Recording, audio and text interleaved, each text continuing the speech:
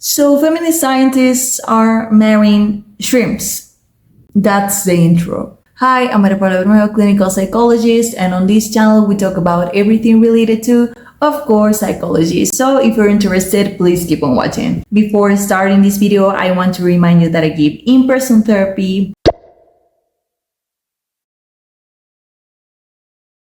And if you're out of the city, I got you because I also give online therapy. So if you need a consultation, please feel free to reach me out on my social media, my phone number, my email. All of them will be listed down below on the description box as well. Sometimes I think the world cannot go more mentally ill than it already is, but you never know.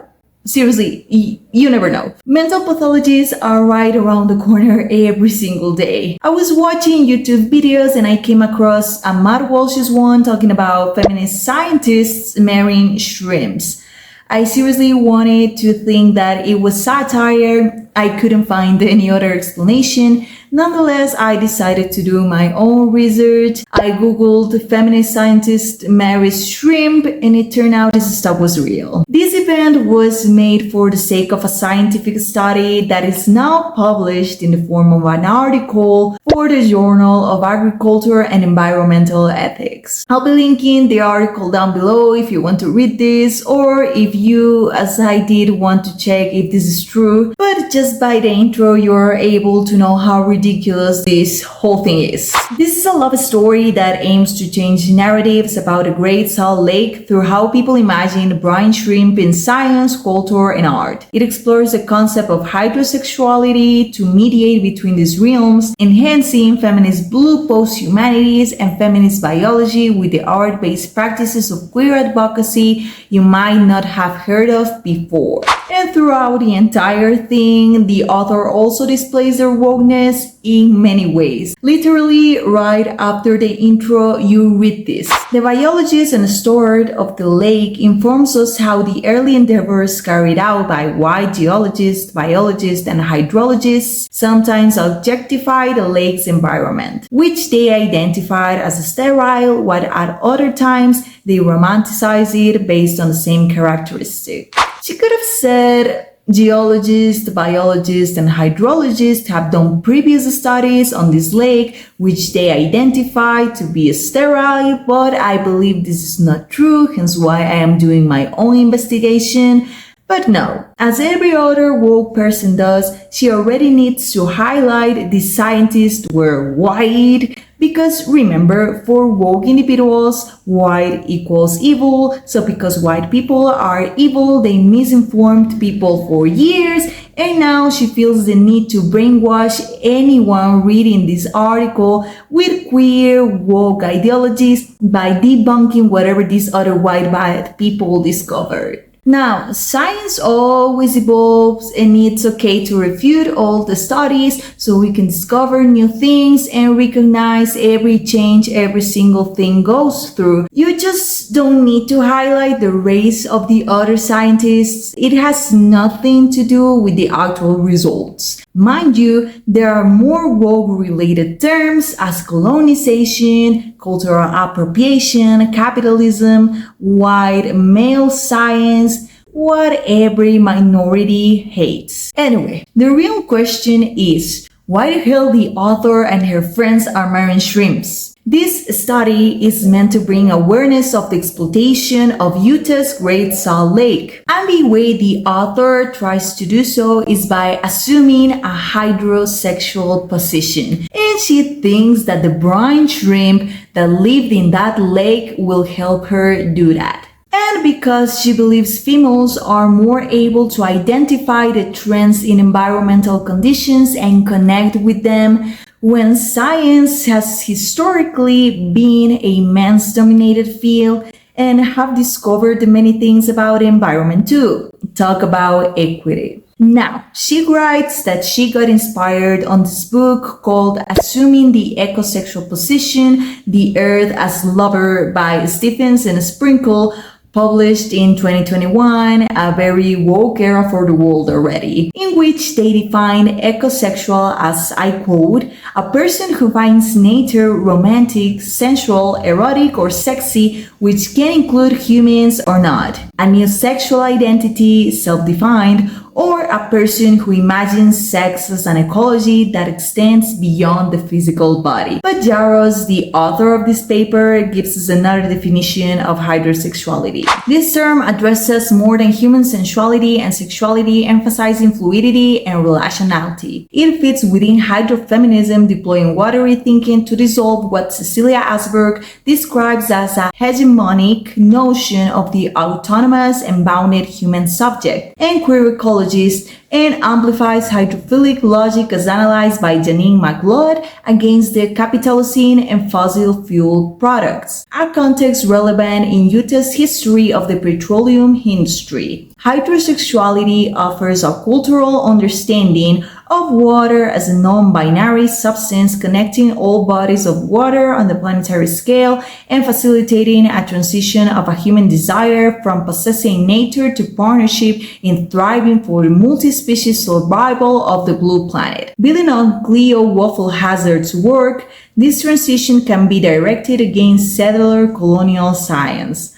Hydrosexuality entangles questions of love, care, and attraction with those concerning environmental injustice, resilience, and adaptation to climate change in the context of water ecosystems. First of all, ecosexual by all of these people is feeling attracted to everything related to nature, even animals. Hence why they are marine shrimps there, already a red flag. Because it is not mentally stable to feel sexually nor romantically attracted to different species. Then they need to tag water with a sexual orientation, plus they say humans need water for their colonizing desires, as if water wasn't a liquid we need to live, and they use this new woke LGBTQ term for environmentalists because everyone needs to have an LGBTQ tag these days. For the sake of this video, your well-being and my well-being, I am not diving into this entire article, even though I had to read it all to film this. But if this entire woke paper wasn't enough, this person filmed the entire wedding she and her environmentalist friends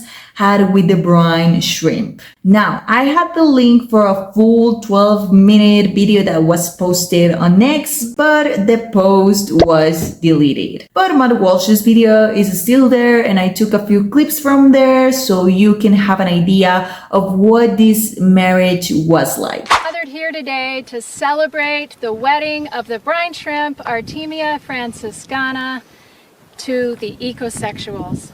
We call upon the spiral jetty to witness our wedding to the brine shrimp.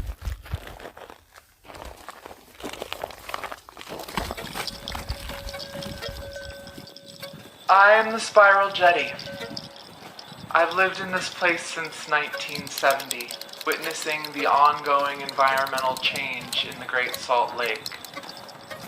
Over the past 50 years, my shape and status has been constantly transforming. Some decades under the water, some above the water. Now you can see my naked basalt rocks, vulnerable to the ongoing droughts and shrinking shoreline. I'm dry, thirsty, and concerned about this unique ecosystem I'm a part of. I am wishing you all the best on this ecosexual cyber wedding to the brine shrimp.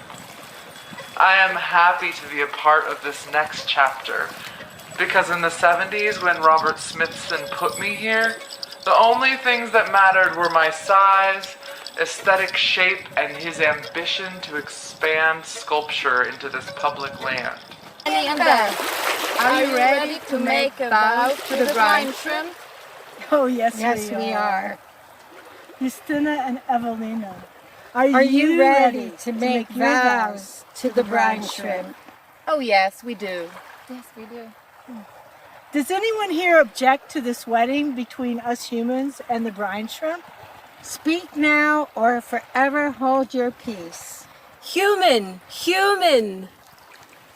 I carry with me a by proxy objection from your art uncle, Newton Harrison. He says,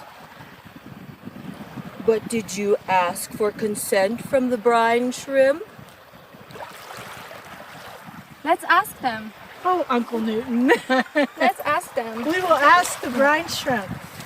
Brine Shrimp, Brine Brine Shrimp, Shrimp, are you Brine ready Shrimp. to marry as humans? Do we have your consent to marry you? Listen.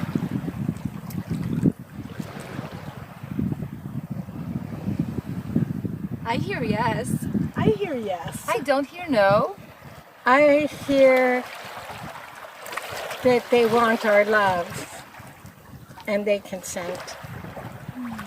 My sense is not all of them. And the conclusions of this article were not better than the entire circus of the marriage and the entire paper itself. The perspective of exploring multi-species togetherness in this article was intentionally guided by my interest in more than human sexualities, exemplified by heterosexuality. These sexualities reshape the established boundaries between humans and non-humans to encourage creativity, with which relationality can be rethought and practiced more attentively. Heterosexuality can embrace our interconnectedness with environment, where all avenues for writing history are ablaze. The current research in Queer Feminist Blue Posthumanities has helped me envision the discredited nature of scientific inventions, cultural discoveries, and artistic interventions. With heterosexuality on board, the systemic hallmarks of settler societies were not obscured. She mentions other stuff of heterosexuality, brings awareness to the exploitation of the Great Salt Lake and how it affects the brine shrimp, but she closes the article with this. Given that the institution of marriage has found its strange way in queer ecologies, becoming a metaphor for more than human relationality and as a political platform from which contemporary artists may speak about ecology, it might prove inspirational for some of us exploring other institutionalizing ways for advocating for the rights of nature. Now, as a psychologist, what is my issue with this entire thing? This is not science. This is wokeness masked as science with the pretension of educating people. I already mentioned how they try to portray white male scientists as bad, liar, exploitators, which first enhances these extreme feminists' ideas that men are just the devil, and encourages these anti-racist individuals to be racist towards white people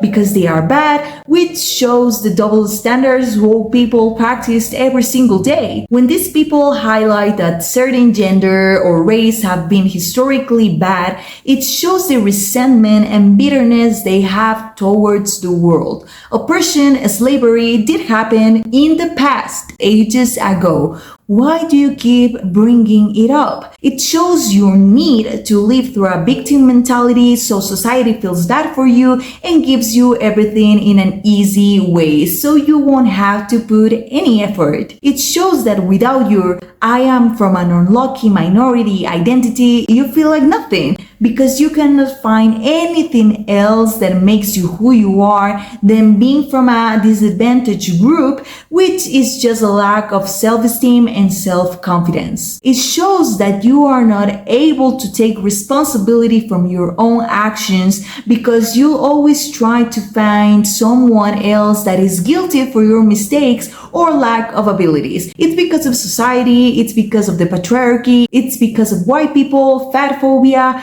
Stop blaming others. Grow up and assume your real role in society and in your own life. None of these things help you to be mentally healthy. It does the opposite. And on the other hand, they are trying to normalize a mental pathology, zoophilia. You are not ecosexual. You are zoophilic if you feel somewhat attracted to animals. I know they did this whole marriage thing as an artistic representation or whatever, but when this woman promotes ecosexual as a sexual orientation, brings these terms and definitions to the table, it does say, hey, this is a new sexual identity so you don't feel judged for your ill taste. Or Or hey, if you despise men or human beings actually, well, you can date animals, be zoophilic, but you don't worry, you won't be judged. We know you are ecosexual, hydrosexual, or whatever. Promoting ecosexuality as a way to be empathetic and careful with the environment should not be a thing. You can do that with other methods as they used to teach in school. Recycle, reuse, reduce, teaching manners as not throwing trash on the streets, lakes, sea, rivers, green areas, walking or riding bikes more than using cars, sharing cars for transportation or using public transport, adopting animals instead of buying them. Many ways exist already. Why are you promoting zoophilia? It is another form woke people use to promote mental illnesses. They have already wanted to normalize mass murders when they defend illegal and criminal immigrants and terrorists, when they want children to transition, when they promote morbid obesity as healthy, when they promote hookup culture and prostitution on OnlyFans as a way of liberation and empowerment. And if we don't open our eyes, they are just going to keep doing these sickening things. This is why we always need to take information and process it in an objective and neutral way. Even if it's science, we should analyze the data, reflect about it, and really determine if it's useful for us to actually grow and learn, or just another strategy to brainwash and manipulate us. Is there something you learned from this video or something that you would like to add to the conversation? Leave a comment down below. Also, don't forget to like and share with someone that may find this useful. And don't forget to subscribe to the channel so that you never miss out for more interesting psychology content. Thanks for watching.